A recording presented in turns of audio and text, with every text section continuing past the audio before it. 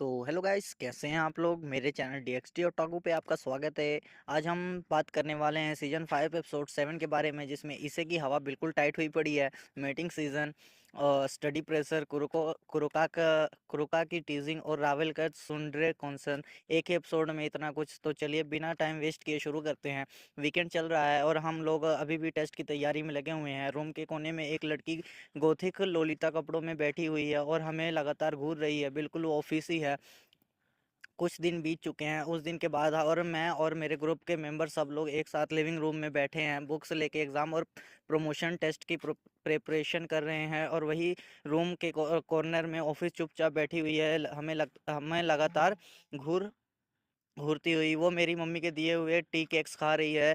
ये जो अजीबो-गरीब सीन चल रहा है ना, ये मेंटली मेरे लिए काफ़ी बुरा है। और ऊपर से टेस्ट बिल्कुल सर पे है, तो समझ रहा है ना। बाकी सब भी पढ़ाई कर रहे हैं जैसे कुछ हुआ ही नहीं, लेकिन कभी-कभी उनकी नज़र भी ऑफिस पे चली जाती है। और जाए भी क्यों ना, टेररिस्ट ग्रुप की बॉस रूम रूम के कोने में शांति से बैठी हुई है, तो कौन इग्नोर कर सकता है भला। सच बताऊं तो मुझसे तो पढ़ाई हो ही नहीं रही है इस सिचुएशन में। लेकिन ऑफिस से कोई हॉस्टैलिटी या फाइटिंग हो रहा फील नहीं हो रहा। वो बस वहाँ बैठी है चुपचाप। कुरोका लेफ है और फेनरिर नीचे बेसमेंट में जो इंडोर स्विमिंग पूल है वहाँ खेल रहे हैं। मैंने उन दोनों लड़कियों को साफ साफ बोला था कि घर के अंदर ही रहो, और उन्होंने हाँ भी बोल दिया। लेफे को तो समझ सकता हूँ, लेकिन कुरुका भी इतनी आसानी से मान गई है तो मुझे भी बहुत सरप्राइजिंग लगता है। अगर उसे मौका मिले ना तो वो बाहर निकल जाए। और अगर थ्री बिग पावर्स अलायंस के किसी स्टाफ ने ये उसे देख लिया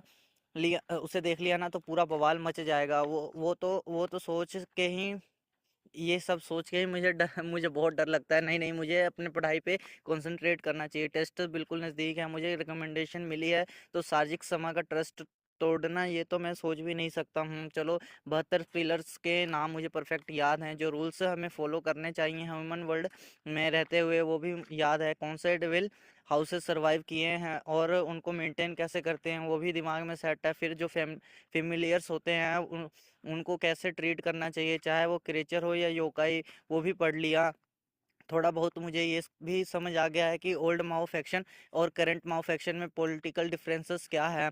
और जो लेजेंडरी क्रीचर्स होते हैं, स्पेशली ड्रैगन्स, उनके बारे में भी इंफॉर्मेशन दिमाग में भर चुकी है।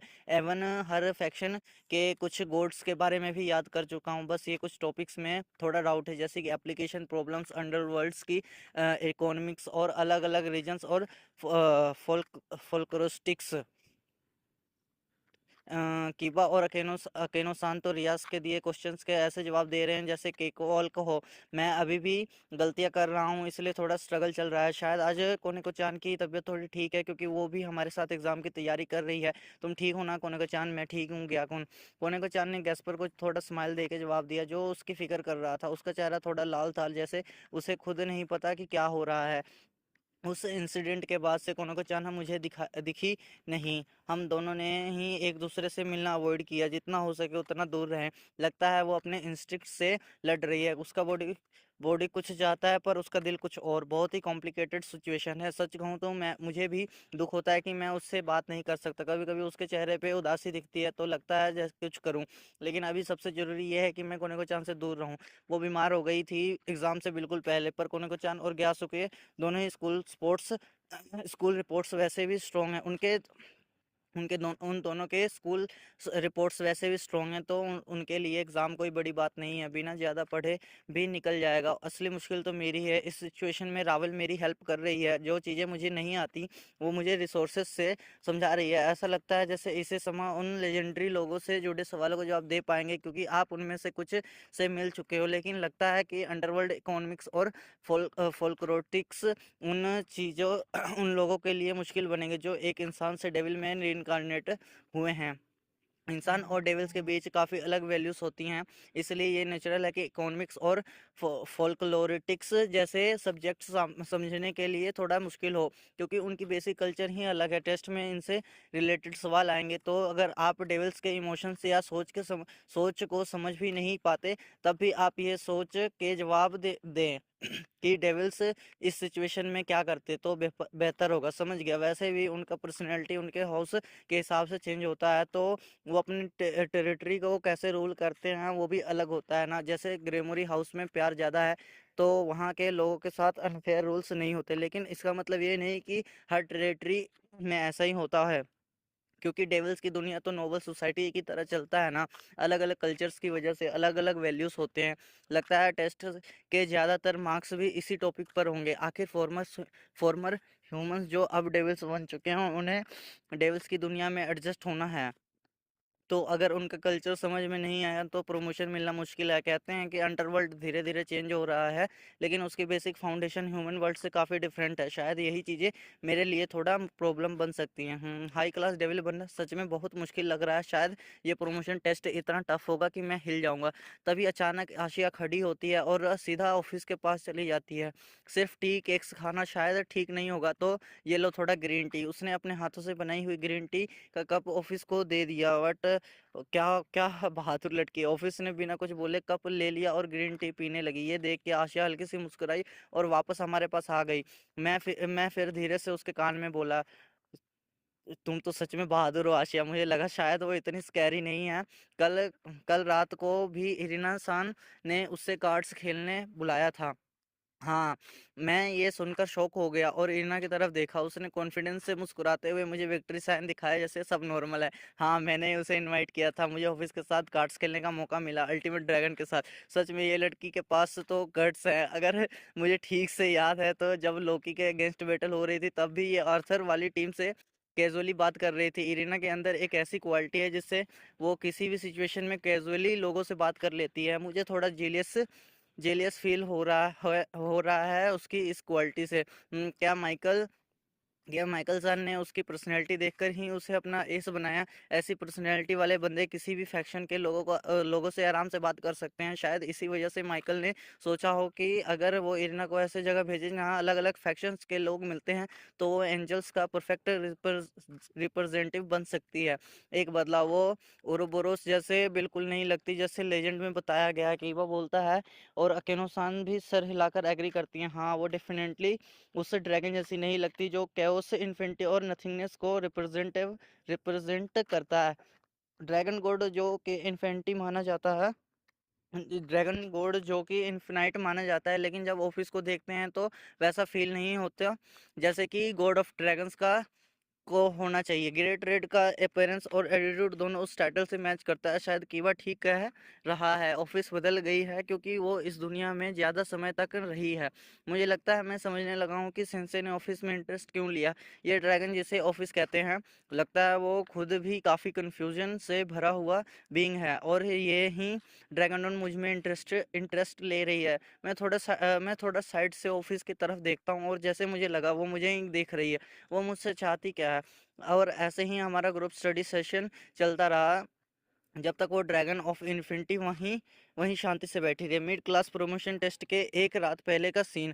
मैं टेस्ट के लिए पढ़ना टाइम पर बंद कर दिया था और जल्दी सो गया था, क्योंकि कल इम्पोर्टेंट दिन था। लेकिन जब रात में मुझे वॉशरूम जाना पड़ा, तब मुझे ऊपर के फ्लोर का माहौल कुछ अलग लगा। एक अजीब सी एनर्जी थी, कुछ अनयूजुअल। क्यूरियस होकर मैं धीरे धीरे से ऊपर गया। तभी देखा एक कमरे का दरवाज़ा खुला था, और वो था कोने को चांद का रूम। उसके कमरे से हल्की रोशनी कॉरिडोर में आ रही थी। एक कन्वर्सेशन की आवाज़ आ रही थी। मैं तुरंत अपनी प्रेजेंस को छुपाया और दूर डोर के करीब चला गया। मेरे मन में एक शक था, और अगर वो सच निकला तो इसका मतलब वो आ चुकी है। और जैसे ही मुझे आवाज़ सुनाई दी, मेरा शक कंफर्म हो गया। मुझे पहली नज़र में ही पता चल गया था कि शीरो ने माइटिंग सीजन में चली गई है। नेहा, क्या तुम अपने आप को उस मर्द के जेनेटिक्स से खींचने से रोक नहीं पा रही हो? इसका नीस ए इसके इसका निस्मा से कोई लेना-देना नहीं। कोने-कोने थोड़े अ, कोने-कोने ठंडे और थके हुए टोन में कहा, "अरे, अरे! अगर तुम चाहो तो मैं तुम्हें ये सिखा सकती हूँ कि सेकिर्यूते को कैसे अपना दीवाना बनाया जाता है।" बनाया जाता है। नया तो इस रात जब सब लोग टेस्ट के टेंशन में थे, कुछ और ही यहाँ कुछ और ही चल रहा था योधे रेस्टोरेंट के एक कमरे में। एक छोटी सी नेको माता की फीलिंग्स और उसकी टीजिंग निसमा के बीच एक इंटेंस मोमेंट अनफोल्ड हो रहा था। और कहानी का असली सरप्राइज तो अभी बाकी है। जैसे मैंने सोचा था ये तो कुरुका ही है। वो चुपके से कोने को चांद के रूम में घुस गई थी और उसके दिमाग में बेकार की बातें डालने की कोशिश कर रही थी। अरे यार, मैंने उसे इतनी बार बोला था कि प्रॉब्लम्स मत क्रिएट करना। और इस वक्त कोने को चान वैसे ही एक कॉम्प्लिकेटेड सीजन से गुजर रही है। अगर कुरुका ने उसे उल्टा सीधा फील करा दिया तो दिक्कत हो सकती है। वैसे भी कुरुका खुद ही काफ़ी इरोटिक नेचर की है। मुझे लग रहा था कि अब जाके उसे समझाना पड़ेगा, लेकिन एक प्रॉब्लम है, मैं कोने को चान के रूम में डायरेक्टली जा भी कैसे सकता हूँ, थोड़ा ऑकवर्ड है। मैं अभी भी सोच रहा था कि तभी एक लीचर्स ड्रैगन रूम के अंदर झांक रहा है नया। ये तो कुरुका ने मुझे पहले ही सपोर्ट कर लिया था। तो अब क्या ही बचा, मैं सीधा अंदर ही चला गया। दरवाज़ा थोड़ा खुला था, मैंने एक हल्की सी नोक दी और जस्ट हल्की सी नोक दी और अंदर एंटर किया। कोने को चान और कुरुका बेड के सामने एक दूसरे के सामने बैठी हुई थी। दोनों ने पजामास पहने हुए थे। कोने को चान के कैट एयर्स टेल बाहर निकले हुए थे और उसकी टेल हिल रही थी। उसकी आंखें शार्प थी, लेकिन चेहरा बिल्कुल लाल था। ऐसा लग रहा था जैसे कभी भी बेहोश हो जाएगी। मैं गुस्से में बोला, कुरुका तुमने कोने को चान से क्या कहा? कुरुका ने कैजुअल टोन में जवाब दिया, नहीं नहीं, तुम गलत समझ रहे हो नया। मुझे पहली नज़र में ही पता चल गया था कि शीरो ने मीटिंग सीजन में है।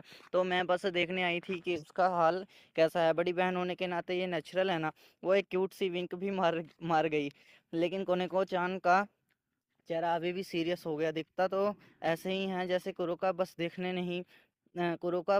नहीं बल्कि क्यूरियस होके आई है। बहन वाली कंसर्न नहीं दिख रही। तो और तभी कुरुका ने सॉफ्ट वॉइस में बोला, ये सीजन बहुत ही डेलिकेट होता है नया। फॉर एग्जाम्पल, कुरुका ने अचानक कोने को चान का हाथ पकड़ा और उसे सीधा मेरे तरफ धक्का दे दिया। धक कोने को चान सीधा मेरे सीने से टकराई। मैंने मैंने उसे कैच तो कर लिया, लेकिन कोने को चान के एक्सप्रेशन बदल गए। आंखों में आंसू, लेकिन इमोशन से भरा हुआ चेहरा। सेम्पाई, उसके छोटे से हाथों से एक सॉफ्ट और स्वीट सी आवाज निकली। उसके छोटे से होठों से एक सॉफ्ट और स्वीट सी आवाज निकली और उसकी केट टेल जो पहले हिल रही थी अब मेरे राइट आर्म के अराउंड लपेट गई। तब कुरुका ने बड़ा ही बोल्ड स्टेटमेंट दिया, चाहे कोई कितना भी कंट्रोल करे, लेकिन जब किसी लड़की को अपने प्यार के आदमी के स्किन का टच फील होता है तब वो बेबी बनाने का मूड ऑटोमेटिकली आ जाता है। और अभी शिरो ने इसी कंडीशन में है। वो सिर्फ तुम्हारे साथ बेबी बनाने के बारे में सोच सकती है। सिक्योरिटी क्या, ये क्या कह दिया तुमने? मैं ऐसा कुछ कर ही नहीं सकता। अगर मैंने कुछ भी गलत स्टेप लिया तो कोनेको-चान की बॉडी पे बहुत ज़्यादा बर्डन पड़ जाएगा। लेकिन कोनेको-चान तो खुद ही अपना बॉडी मेरे से रब कर रही है। उसका एक्सप्रेशन भी बिल्कुल एरोटिक हो गया है, जैसे उसके अंदर की सभी रेस्ट्रेंट हट चुकी हो। वो मेरी शर्ट उतारने की कोशिश कर रही है और खुद भी अपने पजामा धीरे धीरे निकालने लगी।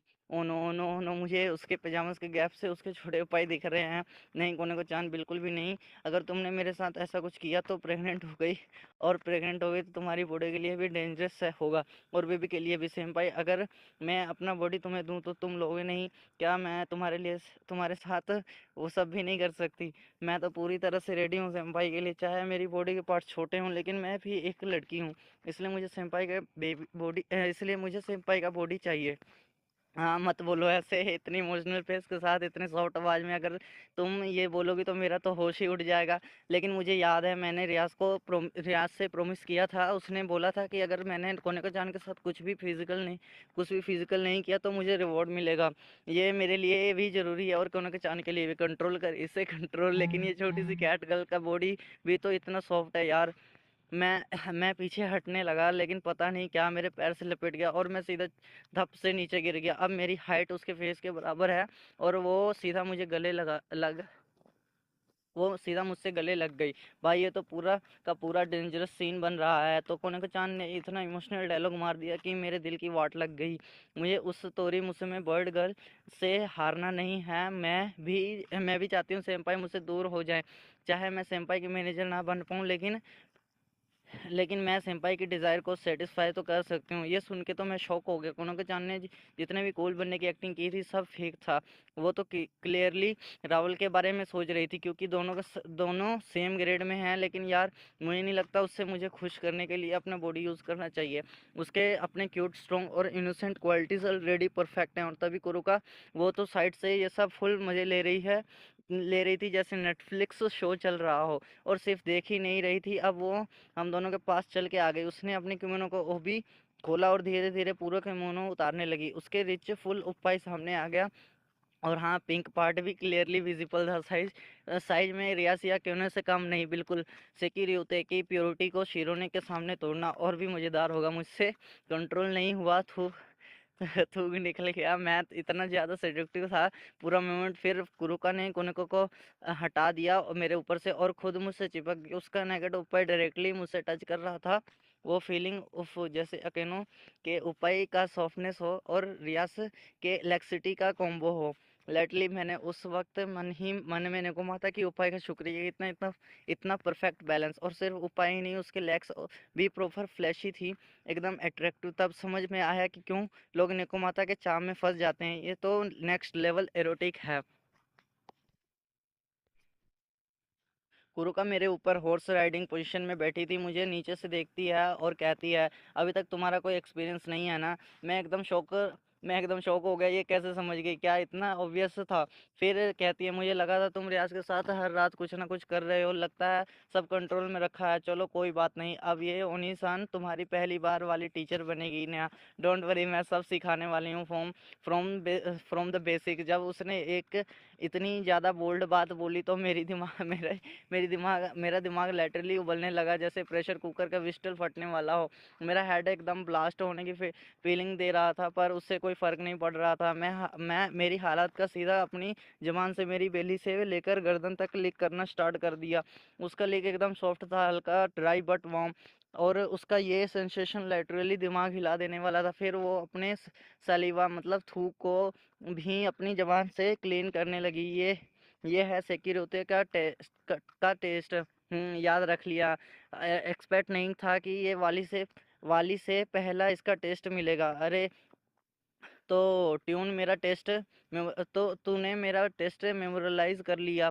मुझे समझ नहीं आया इसका मतलब क्या था, पर एक बात तो पक्की थी, ये पूरा सीन अल्ट्रा एरोटिक था। लेकिन सीरियसली निकुमाता उनिसान, तुम तो लिमिट के बाहर हो। इस मोमेंट पे तो मुझे बाली के ऊपर शक होने लगा। भाई अगर इतनी बोल्ड और परफेक्ट वुमन के साथ भी जेनेटिक्स शेयर ना करे तो बंदा या तो गे है या सिर्फ फाइटिंग का दीवाना है। कुरुका ने तब कोनेको चान को बुलाया और बोला, शीरो ने उन्हीं चांद तुम्हें सिखाएगी कि नकुमाता कैसे इंटरकोर्स परफॉर्म करते हैं। आजा, इस लड़के को देख और इसका टेस्ट याद रख। कोने को चांद का एक्सप्रेशन धीरे धीरे ब्लैंक हो रहा था। रीजनिंग जा रही थी उसकी। लेकिन वो कुरोका की बात फॉलो करने लगी और अपनी छोटी सी जुबान से मेरी गर्दन लिक करने लगी। और मैं एकदम शॉक हो गया। Wait what, intercourse? इससे अब एक ऐसे मोमेंट में आ गया था जहां उसकी बॉडी के अंदर एक अजीब सा फील हो रहा था। ऐसे डिस्क्राइब करना भी मुश्किल है। लिटरली वो सोच रहा था, ये क्या है, ये तो बहुत ही ज़्यादा इंडिसेंट है। लेकिन उसका मन रेसिस्ट नहीं कर पा रहा था। तभी कोने को चांद, जिसे लगता है उसकी अंदर की चेन या कंट्रोल वाली फीलिंग टूट गई थी, वो भी शुरू हो गई इसे कोलिक करने। इसे का तो लिटरली होश उड़ गया। वो बस चिल्लाने वाला था, प्लीज़ फॉरगिव मी। ये तो ये तो इतना ज़्यादा अच्छा लग रहा है कि मेरी क्या बोलते हैं यार उसे, कॉन्सिनेंस यार कौन मतलब यार मेरी मेरी मेरी मेरी मैं होश खो रहा हूँ। पर जब कोने को चांद रुकने का नाम जब कोने को चांद रुकने का नाम नहीं ले रही थी, तभी कुरोका ने एकदम से अपनी फिंगर से कोने को गले के लाइटली पोक किया। और तब एकदम से कोने को चांद की बॉडी शेक करने लगी और वो इसे के ऊपर गिर गई, जैसे उसके अंदर की पूरी एनर्जी चली गई हो। अब ये सब देख के इसे सोचता है, क्या कुरुका ने कोई टेक्निक यूज़ किया उसे रोकने के लिए। कोने को, को कोने को तो अभी भी होश में लग रही थी, लेकिन बॉडी वीक हो गई थी। तब कुरुका ने कोने को साइड में सुलाकर कामली बोला, शीरो ने तू अभी यहीं रुक जा, लगता है तू मीटिंग सीजन में चली गई है दूसरी लड़कियों को इन्फ्लुएंस देखकर। पर अभी तेरे करंट बॉडी पे साथ अगर तू ऐसे चलेगी तो तू तू भी मरेगी और बेबी भी। और फिर कुरुका ने इसी की तरफ सेडक्टिव स्टाइल में देखने देखते हुए बोला, अगर तुझे इसी का बेबी चाहिए तो पहले तो मेटिंग सीजन कंट्रोल करना सीख, और वैसे भी सिक्योरिटी मैं उसे बेटर बार्गेन हूँ, समझा। इस इससे का दिमाग में अब क्लैरिटी आई। अच्छा, तो कोने को चान अपना मेटिंग सीजन तभी कंट्रोल कर पाएगी जब वो कुरुका जैसी बड़ी हो जाएगी, मतलब अभी के लिए चाइल्ड मेकिंग का सीन ऑफ है। और जैसे ही कुरुका ने ये डिक्लेयर किया, कुरुका की आंखों में थोड़ी सी रोशनी वापस आई। नहीं, भले ही उसका बॉडी कांप रहा था, लेकिन वो धीरे से हिलती है और सीधा इसे को टाइटली हग कर लेती है, जैसे उसे प्रोटेक्ट कर रही है कुरुका से। और फिर कहती है, सेम्पाई मेरा सेम्पाई है, मैं कभी भी आपको उनके पास जाने नहीं दूंगी, नहीं समा। भाई ये था एकदम कोनेको का डिस्परेट प्यार भरा कन्फेशन। इससे के मन में एकदम धूम मच गई। कोनेको चान, मैं बहुत खुश हूँ, लेकिन कुरुका भी इतनी ज़्यादा एरोटिक और टेम्पेटिंग है। पर फिर वो अपने आप को कंट्रोल करता है। नहीं नहीं, मेरा सपोर्ट कोनेको चान के साथ ही है। इतना सब हो रहा था और कुरुका वहाँ एकदम शौक में थी। फिर थोड़ा सा मुस्कुरा के बोलती है, एक्सक्यूज मी ब्लैक कैट, जो वहाँ खड़ी हो। और एकदम से किसी दूसरे की आवाज आई। इसे ने पीछे देखा और वहां रावेल खड़ी थी। कुरका बोलती है, आ रहा, ये तो हाउस ऑफ फिनिक्स की बेटी है। रावेल आगे बढ़ती है और डायरेक्टली कुरका से बोलती है, अगर ऐसा लगता है कि आप कोनेको सान की सिस्टर हो, लेकिन कोनेको सान अभी ठीक फील नहीं कर रही, और अगर आप उनके साथ कुछ गलत करने की कोशिश कर रही हैं तो मैं उनकी क्लासमेट आपको कभी माफ़ नहीं करूंगी। और हाँ, प्लीज़ इस समाज से दूर हो जाइए। तो भाई सीन और भी गर्मा गर्म हो गया। रावेल अब कुरुका के अगेंस्ट खड़ी हो चुकी है, वो भी एकदम गुस्से और हैवी ब्रीथिंग के साथ, पर फिर भी उसके चेहरे पे टेंशन है, कंसर्न है कोने को चांद के लिए, और हाँ, इससे के लिए भी। इससे सोचता है, रावेल तुम इतना मेरे लिए कंसर्न हो, थैंक यू यार। जब रावल ने इतने गुस्से से चिल्लाया तो कुरुका एक सेकंड के लिए बिल्कुल साइलेंट हो गई, फिर लेकिन वो चिल मोड में बोलती है, ओ तो तुम हो शिरोने की दोस्त ने। एक एक करके सब लोग आ रहे हैं जो हमेशा इसके केयर में रहते हैं। कुरुका चिल फिल्म में आके रावल को ड्रिल जैसे करली बाल को हाथ में लेती है। लगता है कि मैंने शिरोनो की फ्रेंड को नाराज कर दिया। और फिर एक टीजिंग टनक आउटफेस के साथ कुरुका अपने किमोनो पहनते हुए रूम से निकलने लगती है। लेकिन जाते जाते एकदम क्लोज आके इसी के कान में विस्पर करती है, शिरो ने अभी सिर्फ अनस्टेबल है ना, तो प्लीज उससे ज्यादा पुश मत करना। इसे एक सेकंड के लिए हिल जाता है, इतने जेंटल टोन क्या कुरुका वाकई केयर करती है। फिर जाते जाते कुरुका रावेल के पास से गुजरती है और कहती है, एक वेल्यूबल नेको शो है वो, अगर तुमने उसका ध्यान नहीं रखा तो हमारे ट्राइब के लिए बड़ी दिक्कत बन जाएगी। और बस कुरुका एकदम ग्रेसफुल स्टाइल में हाथ वेव करती हुई रूम से चली जाती है। इससे के दिमाग में अब ये डाउट उठता है, क्या कुरुका का असली इंटेंशन कुछ और था। तभी रावल कोनेको के पास जाके प्यार भरे कंसर्न के साथ पूछती है, कोनेको सान तुम ठीक हो? इससे कंफ्यूज होकर रावल से पूछता है, रावेल तुम यहाँ क्यों आई हो? रावेल एकदम ब्लशिंग फेस के साथ जवाब देती है, वेल मैं उसकी क्लासमेट हूँ ना, तो बस हर रात हाल चेक करने आ जाती हूँ। वैसे भी कोने कोचान की जिम्मेदारी है मेरी ख्याल रखना, क्योंकि मैं अभी जापान में न्यू हूँ, और अगर वो ठीक नहीं रहेगी तो मुझे ही दिक्कत होगी, बस इसीलिए। रावेल का प्यार भी धीरे धीरे सरफेस पे आ रहा है। तो भाई सीन और भी इमोशनल हो गया है। रावेल जिसे हम हमेशा काम देखते थे, उसने कोनेको के लिए इतनी कंसर्न दिखाई कि हर रात चुप के उसका हाल चेक करने आती थी, लेकिन वो अपना असली रीजन कभी ओपनली नहीं बोलती। Typical सुंदरे style. सीरियसली ये लड़की अपने फीलिंग्स एक्सेप्ट ही नहीं करती। और फिर कोने को जान वो नीचे झुक के दोनों से सॉरी बोलती है, senpai Rawail I am sorry. इससे नोटिस करता है, वेट क्या, कोने को जान के चेहरे की रेडनेस गायब हो गई। उसने हल्का से चीक चीक मतलब वो गाल छुआ और 10 सेकंड तक टच किया, लेकिन कुछ भी रिएक्ट नहीं किया कोने ने। इससे सोचता है, भाई अब तो उसका मीटिंग मोड ऑफ हो चुका है। जैसे ही उसने उसने पूछा, कोने को चांद तुम्हें कैसा लग रहा है, तो कोने को अपना चीक और पेट टच करके कहती है, सब नॉर्मल लग रहा है। वाह भाई, अब सब कुछ ठीक हो चुका है, नो मोर वाइल्ड मोड कोने को। लेकिन रावल कंफ्यूज्ड है, ये हुआ कैसे। इसे फिर सब समझाता है, वो कुरुका ने जो नेक पोक किया था ना, उसी मोमेंट में उसने कोई टेक्निक यूज की होगी, और सच में कोनेको का मीटिंग सीजन उसी टाइम पे एंड हो गया। अब इसे के दिमाग में दो चीजें चल रही हैं, एक कुरुका ने ये क्यों किया, सिस्टरली कंसर्न या बस मूड था, और दूसरी बात मैं थोड़ा डिसअपॉइंटमेंट भी हूँ, क्या क्यों भाई? इससे कहता है क्योंकि ऐसे इरोटिक होने को चाहे तो शायद दोबारा कभी देखने को मिले ही ना, बस वो याद को ब्रेन में परमानेंट सेव कर लेता हूँ, लेकिन लास्ट में इससे खुश होता है। चलो टेस्ट के पहले एक बड़ा टेंशन कम हुआ, तो फाइनली मुझे चैन की सांस तो तो फाइनली मुझे चैन की सांस तो मिली। तो गाइस ये एपिसोड यहीं ख़त्म होता है, तो मिलते हैं अगले एपिसोड में।